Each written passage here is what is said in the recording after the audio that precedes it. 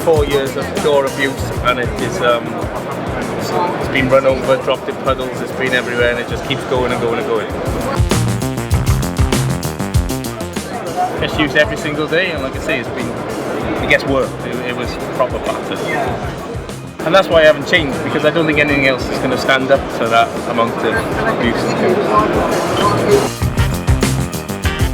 That's why you spend the money, innit? Spend the money, have a decent product that's going to work and do the job. So device, next up in there, high cut radiator, power button and lens cap and update the firmware. Brand new. Lovely guys, thanks very much. You're welcome. Have a good day, take care all.